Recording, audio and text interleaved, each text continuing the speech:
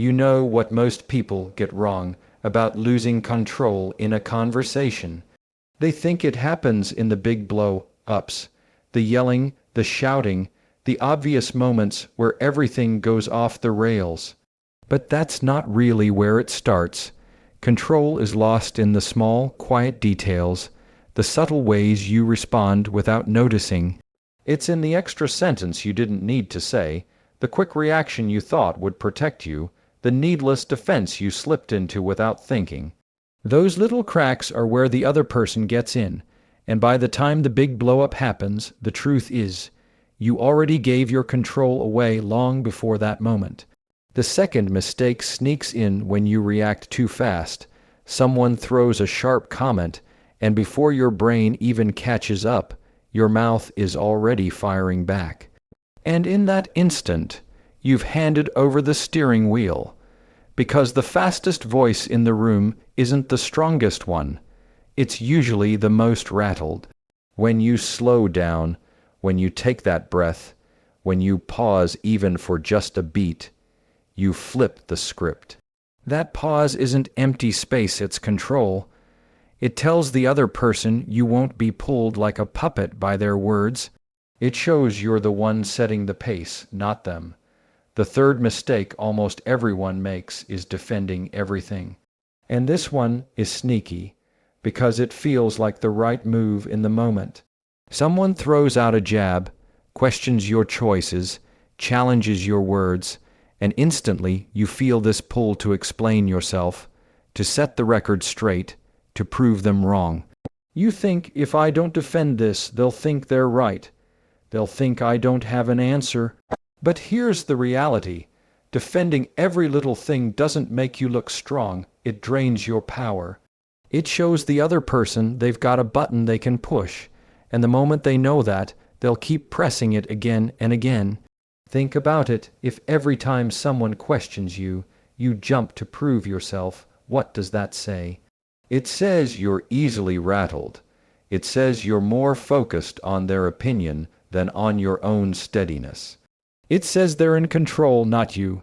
People who truly hold their ground don't scramble to explain every choice. They don't waste energy swatting down every small jab. They understand the difference between what deserves a response and what doesn't. And that difference is everything. Not every comment is worth your energy. Not every remark deserves your defense.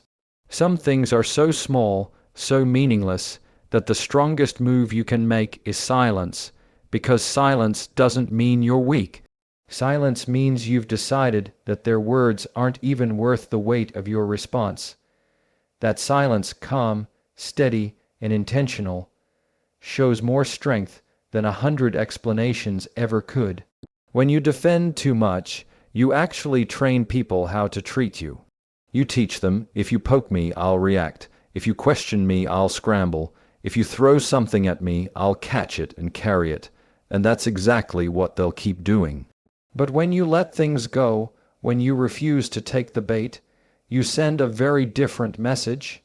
You show them, you can throw your jabs, but I'm not stepping into your game.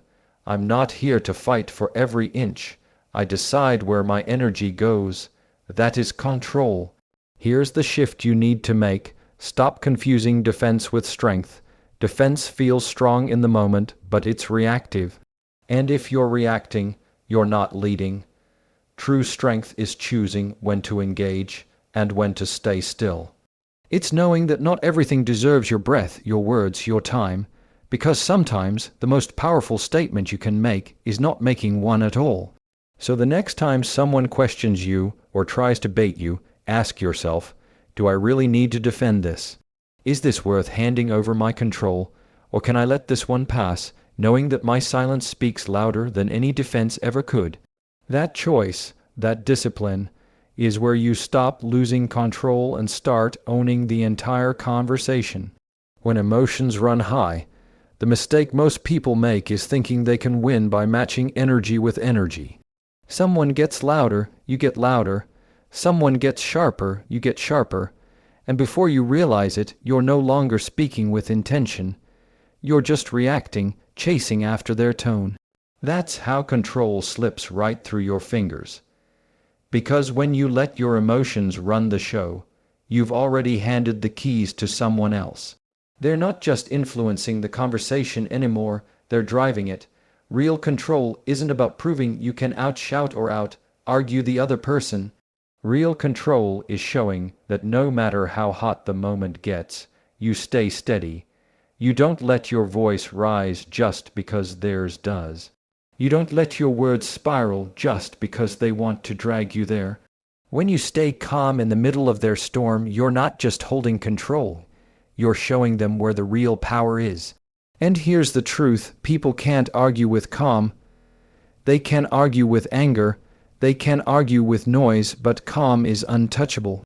Calm makes the other person look chaotic, while you look grounded. Calm flips the pressure back onto them, because now they're the only one spiraling. And the one who stays composed, that's the one everyone sees as the leader in the room. So the next time someone tries to pull you into their fire, remember, your calm is your control. Your calm is what keeps you from being dragged into battles that aren't worth fighting.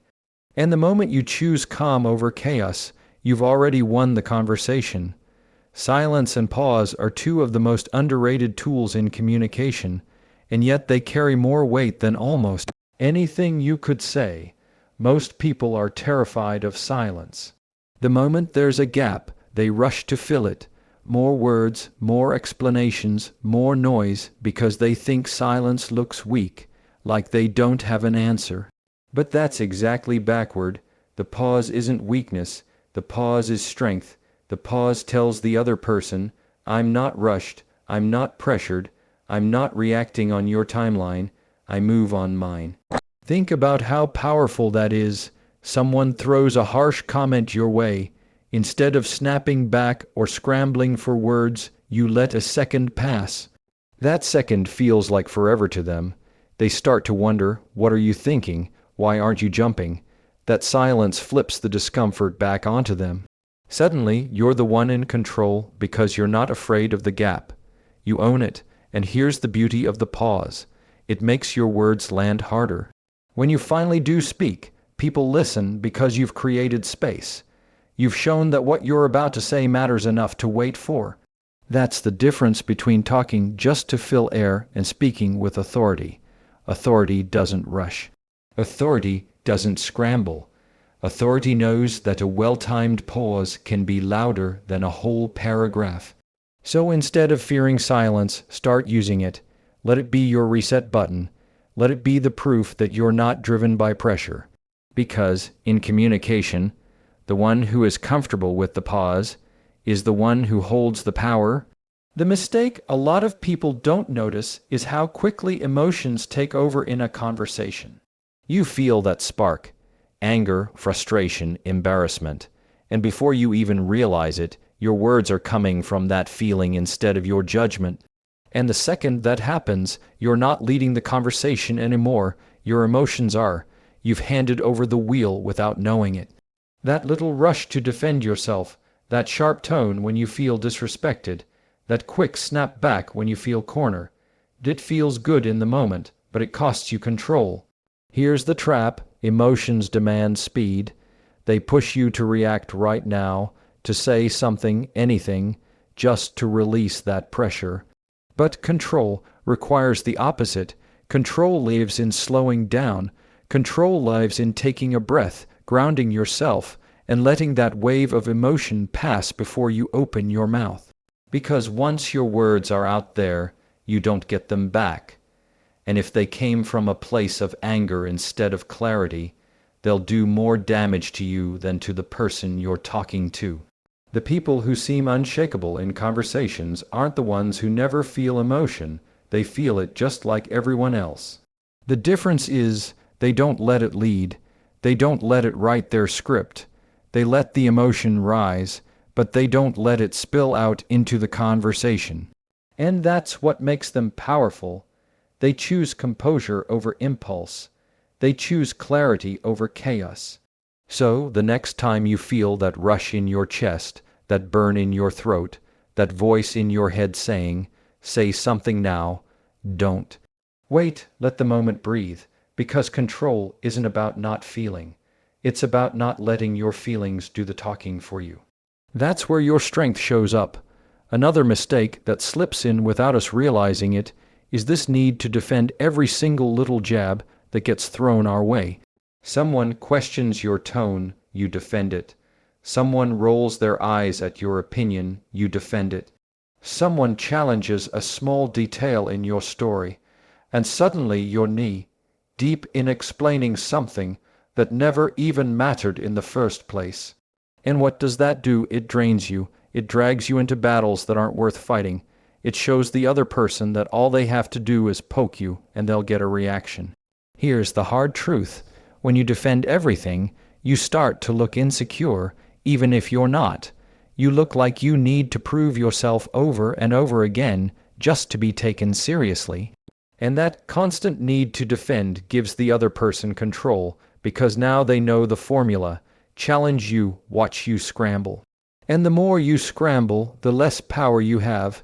The people who command respect in conversations don't waste time defending things that don't matter. They don't take the bait, they don't jump on every hook. They know that not every comment is a threat and not every question deserves an answer.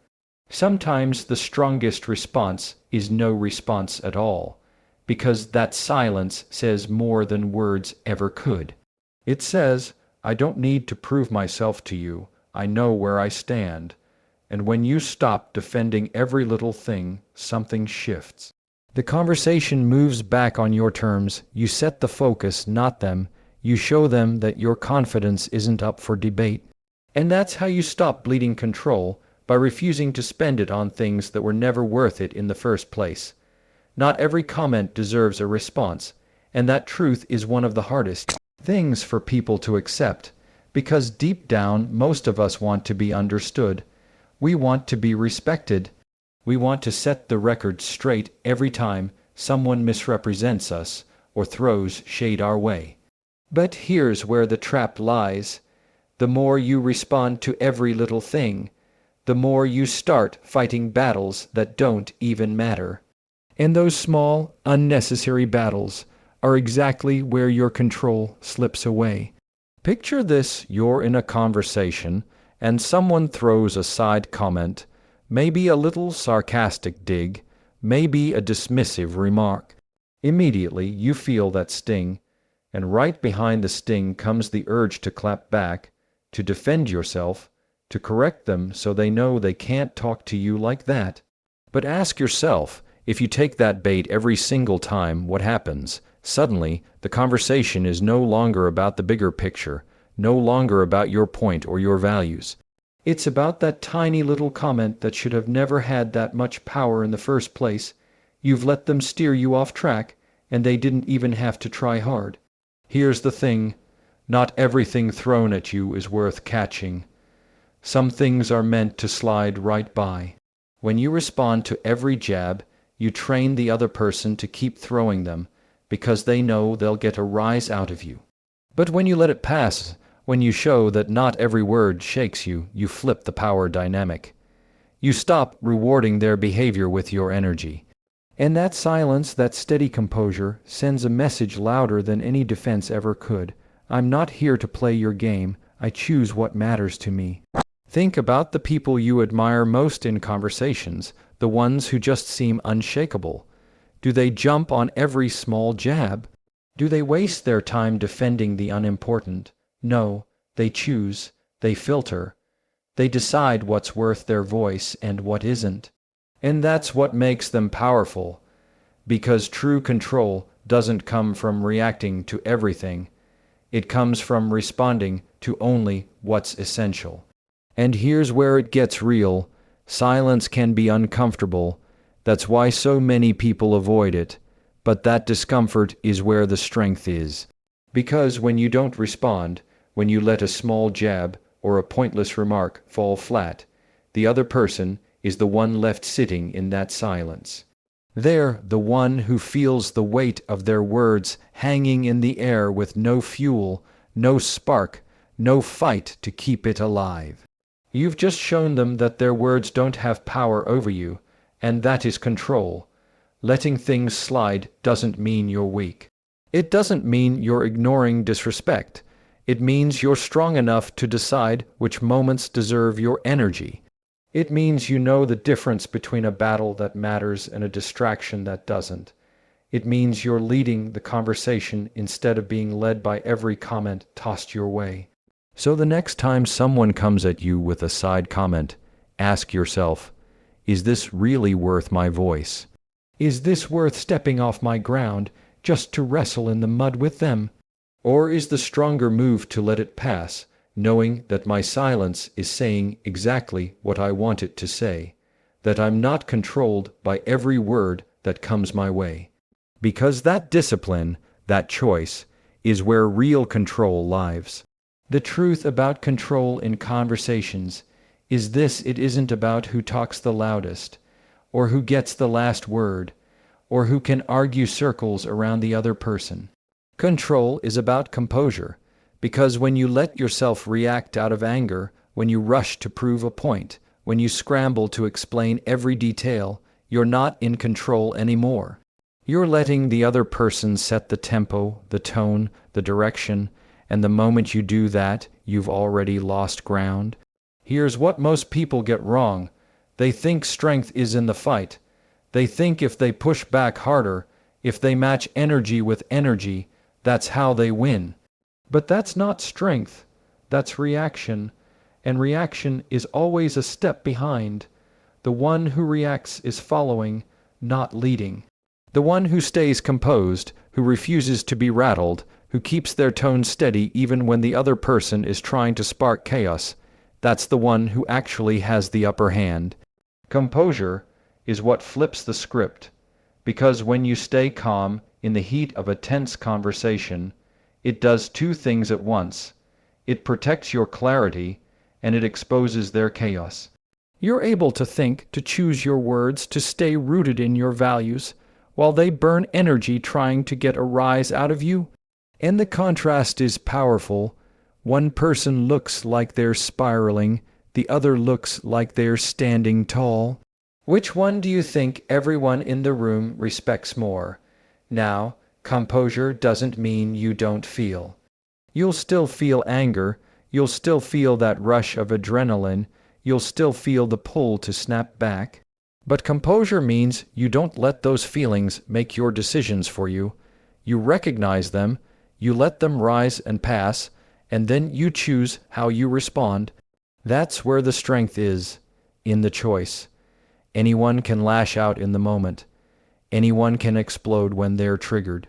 But it takes discipline to pause, to breathe, to hold steady when every part of you wants to swing back.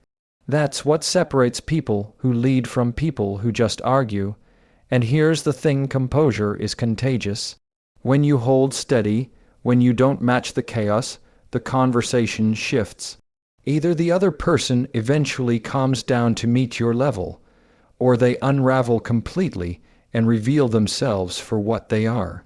Either way, you win, because your control isn't dependent on them. It's dependent on you. So the next time someone comes at you hot, remember, you don't have to match it. You don't have to prove yourself in the fire of their emotions. You don't have to swing back to show you're strong. True control is quiet, steady, deliberate. True control is composure.